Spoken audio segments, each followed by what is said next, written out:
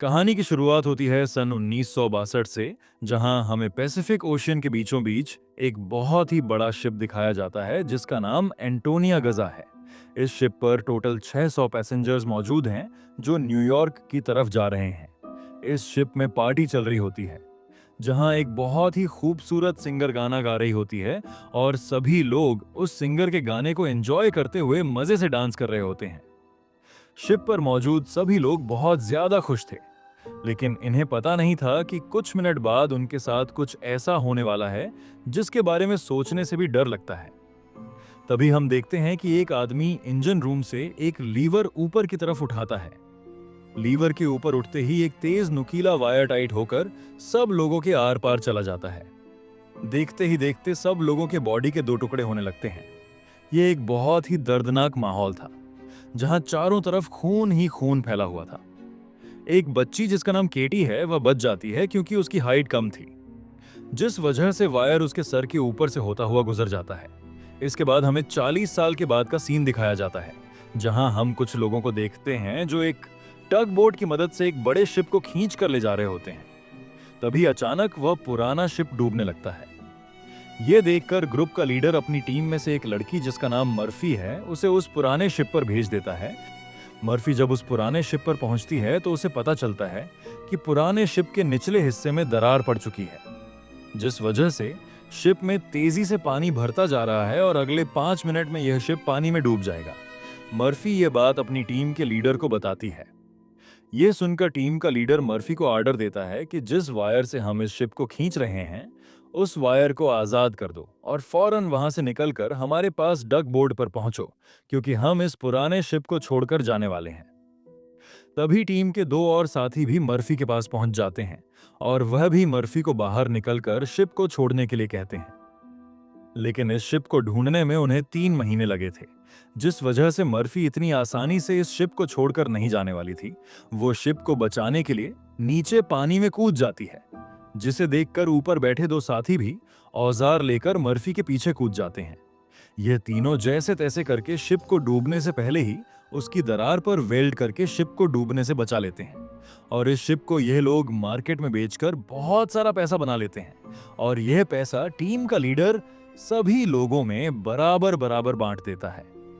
यहीं जैक नाम का एक आदमी इन लोगों पर काफी देर से नजर रखे हुए था और इन सब की बातें सुन रहा था।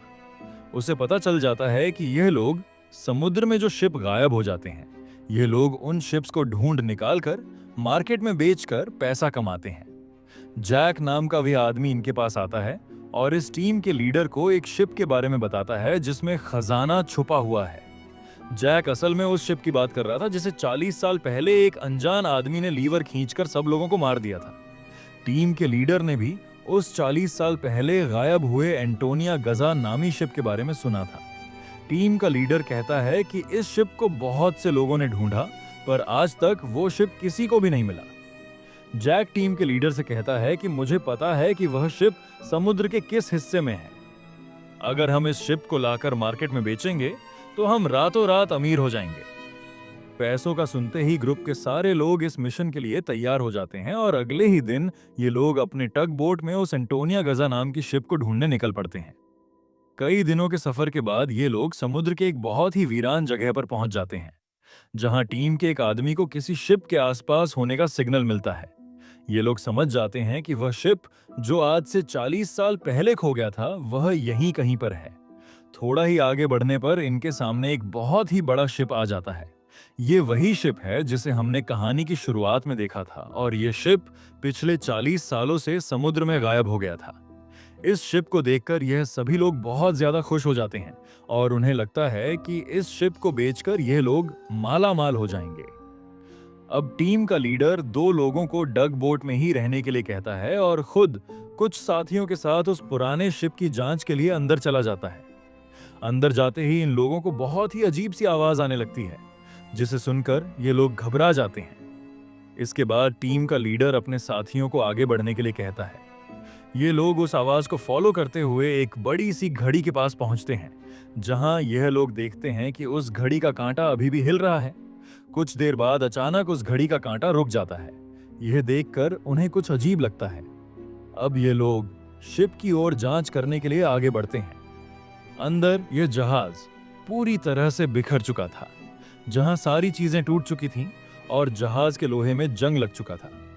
ये लोग जब आगे बढ़ रहे होते हैं तब उनका एक साथी नीचे फ्लोर टूटने की वजह से गिरने ही वाला होता है कि तभी मर्फी उसे पकड़ लेती है, और जब मर्फी अपने साथी को ऊपर खींचती है तब उससे नीचे एक लड़की दिखाई देती है।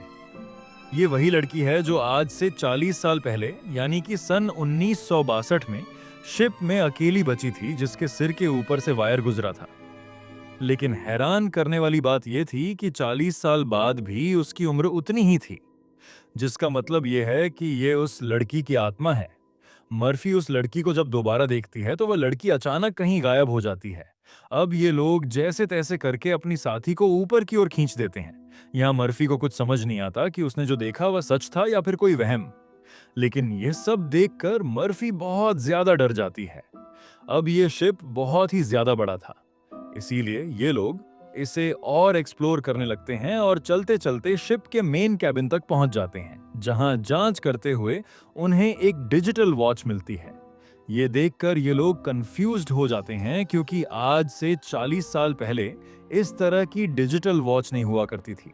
और इस वॉच को देखकर ये लोग समझ जाते हैं कि जरूर हमसे पहले भी यहाँ कुछ लोग आ चुके हैं। इसके बाद ये सब वापस अपने टग बोर्ड पर आते हैं और टीम का लीडर डिसाइड करता है कि अगले दिन हम इस शिप को टग बोर्ड से बांध कर ले जाएंगे। अगली सुबह उन्हें पता चलता है कि शिप में एक बहुत बड़ा होल है, जिसकी वजह से धीरे धीरे शिप पानी में डूब रहा है। टीम का लीडर कहता है कि इस हालत में शिप को टग बोर्ड से बांध कर ले जाना नामुमकिन है, क्योंकि शिप में ढेर सारा पानी जमा हो चुका है। पानी की वजह से शिप का वजन कई गुना बढ़ चुका है, इसीलिए इस पुराने शिप को टग बोर्ड से बांध कर ले जाना एक बेवकूफ़ी होगी। अब ये लोग डिसाइड करते हैं कि पहले हम शिप के होल को वेल्ड करके बंद करेंगे और फिर शिप के अंदर मौजूद सारा पानी निकालकर इसे टग बोर्ड से बांध कर ले जाएंगे। कैप्टन की बात सबको ठीक लगती है, जिसके बाद यह सभी अपने अपने काम पर लग जाते हैं। कुछ साथी शिप के होल को रिपेयर करने में लग जाते हैं और कुछ शिप के अंदर मौजूद खजाना ढूंढने में लग जाते हैं।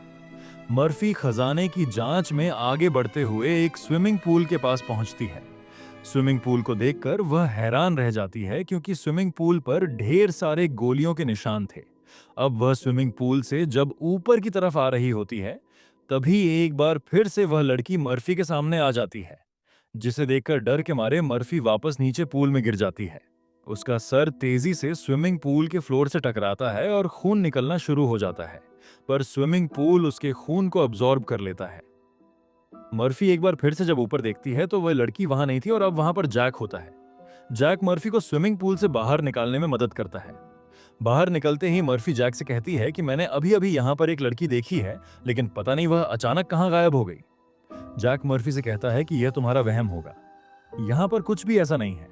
इसके बाद ये दोनों आगे बढ़ते हैं और इन दोनों के यहाँ से जाने के बाद स्विमिंग पूल पूरी तरह से खून से भर जाता है।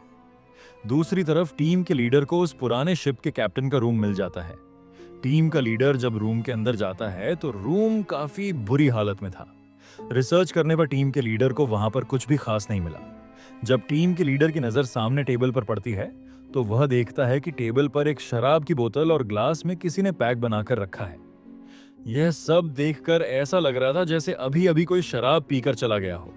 टीम का लीडर जैसे ही इस ग्लास को उठाकर पीने वाला होता है, तब उसकी नजर सामने लगे शीशे पर पड़ती है और शीशे में टीम के लीडर को इस पुराने शिप का कैप्टन दिखाई देता है। यह देखकर टीम का लीडर बहुत ज्यादा डर जाता है और उसके हाथ से शराब की ग्लास गिरकर टूट जाती है और टीम का लीडर डर के मारे वहां से निकल जाता है।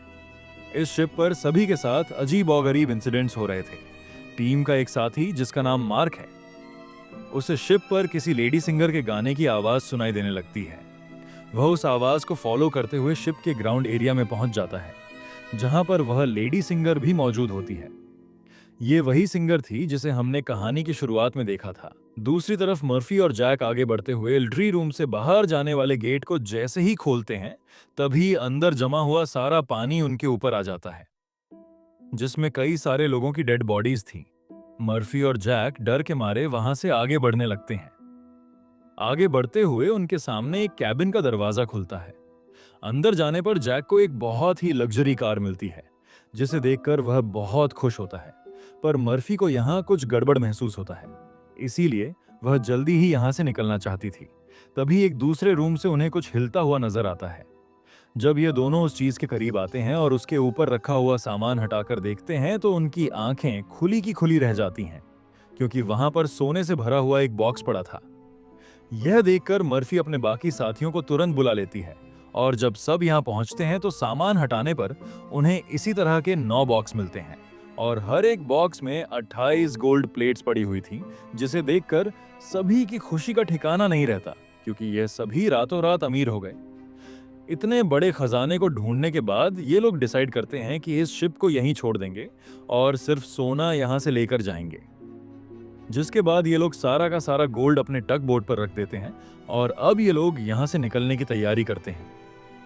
टग बोट को चलाने वाला कैप्टन बोट को स्टार्ट करने के लिए इंजन की सफाई करने लगता है, और तभी हमें दिखाया जाता है कि टग बोट में रखा गया सिलेंडर का वेल्व अपने आप चालू हो गया है, जिससे हवा में गैस फैलना शुरू हो जाता है। वहीं मर्फी एक बार फिर से उसी लड़की को देखती है जो उसकी तरफ तेजी से भागती हुई आ रही होती है, जैसे वह मर्फी को कोई बात बताना चाहती हो। पर तभी उसे कोई पकड़कर नीचे धकेल देता है, और जैसे ही टग बोट का कैप्टन इंजन को ऑन करता है, तभी सिलेंडर से निकली गैस की वजह से पूरे बोट में एक बहुत ही बड़ा ब्लास्ट होता है, जिसमें टग बोट का कैप्टन मारा जाता है। अब ये लोग समुद्र के बीचों बीच एक सुनसान शिप पर फंस चुके थे। ये सभी लोग बहुत ज्यादा परेशान होते हैं, क्योंकि उनके पास जो यहां से निकलने का टग बोट था वह पूरी तरह से तबाह हो चुका था। इनका एक साथी जिसका नाम मार्क है, वह अपनी गर्लफ्रेंड की फोटो देखकर बहुत ज्यादा परेशान हो जाता है, क्योंकि 2 हफ्ते बाद उनकी शादी होने वाली थी और अब उसे लगता है कि वह कभी भी यहाँ इस शिप से बचकर नहीं जा पाएगा। परेशानी में मार्क वहां रखी कई साल पुरानी शराब पीने लगता है। दूसरी तरफ मर्फी भी कंफ्यूज्ड होती है कि उसे बार बार वह लड़की क्यों दिखाई दे रही है। इसीलिए मर्फी उस लड़की के बारे में जानने की कोशिश करती है। वह शिप के डाटा में पैसेंजर्स के नाम चेक करती है, जिससे उसे पता चल जाता है कि जो लड़की उसे दिखाई दे रही है उसका नाम केटी है। रिसर्च करते हुए वह केटी के रूम तक पहुंच जाती है, जहां अलमारी का दरवाजा खोलते हुए उसे केटी का ढांचा मिल जाता है, जिसे देखकर मर्फी बहुत ज्यादा डर जाती है। फिर जैसे तैसे करके मर्फी खुद को संभालती है और उस ढांचे के गले में लटके लॉकेट को उतार कर देखती है, जिसमें उस छोटी लड़की के पेरेंट्स की फोटो थी जो उसके पीछे ही खड़ी थी। उसे देखकर मर्फी को एक जोरदार झटका लगता है। केटी कहती है कि वह लॉकेट बंद मत करना, क्योंकि बहुत साल बाद मैं अपने मॉम डैड को देख रही हूँ। मर्फी को अब भी यकीन नहीं हो रहा था कि वो एक मरी हुई लड़की से बात कर रही है। पर जब वह लॉकेट को केटी के हाथ में देने लगती है तो लॉकेट केटी के हाथ से आर पार चला जाता है, और अब जाकर मर्फी को यकीन हुआ कि यह लड़की कोई इंसान नहीं बल्कि एक आत्मा है। केटी मर्फी को बताती है कि इस शिप पर और भी कई सारे लोगों की आत्मा कैद है, और तब तक ये सोल यहाँ से आजाद नहीं हो सकती जब तक उस आदमी को ना मारा जाए जो लोगों की आत्मा को यहाँ पर कैद करता है। मर्फी केटी से पूछती है कि कौन है वो आदमी जिसने तुम्हें और बाकी लोगों की आत्माओं को यहाँ कैद कर रखा है। केटी जैसे ही मर्फी को उस आदमी के बारे में बताने वाली होती है, तभी अचानक छत पर कुछ अजीब से कीड़े निकलने लगते हैं, जिसे देखकर केटी बहुत ज्यादा डर जाती है, और वह मर्फी से कहती है कि जल्द से जल्द इस शिप से तुम लोग निकल जाओ, वरना तुम लोग मारे जाओगे। इसके बाद केटी गायब हो जाती है। दूसरी तरफ मार्क पूरी बोतल पीने के बाद उसे चक्कर आने लगा। उसके आसपास पड़े सभी टेबल और चेयर्स हिलने लगते हैं। देखते ही देखते सब कुछ रिपेयर होकर नया हो गया, और आज से 40 साल पहले जो लोग इस शिप में मारे गए थे वह दोबारा से मार्क के सामने जिंदा खड़े हो गए। मार्क बीच में खड़ा था, जिसके चारों तरफ लोग उसके लिए तालियां बजाने लगे। शुरू में तो मार्क को भी कुछ अजीब लगता है, लेकिन फिर वह सोचता है कि यह सब शराब का कमाल है। अगले ही पल वह लेडी सिंगर मार्क के करीब आ गई और वह मार्क के साथ इंटीमेट होने लगी। लेडी सिंगर पूरी तरह से मार्क को अपने वश में करके अपने पीछे लगा देती है। मार्क भी बिना कुछ सोचे समझे उसके पीछे जाने लगा। बेवकूफ मार्क को पता ही नहीं चलता कि यह सिंगर उसे एक ट्रैप में फंसा रही है। वह लेडी सिंगर फ्लोर के किनारे पर खड़ी होकर मार्क को बुलाने लगती है। मार्क इस सिंगर को हासिल करने के चक्कर में फ्लोर से नीचे गिरकर मारा जाता है। वही हमें टीम के लीडर को दिखाया जाता है, जो इस पुराने शिप के कैप्टन के रूम में बैठा होता है। तभी वह देखता है कि शराब की बोतल अपने आप ही सरकने लगी,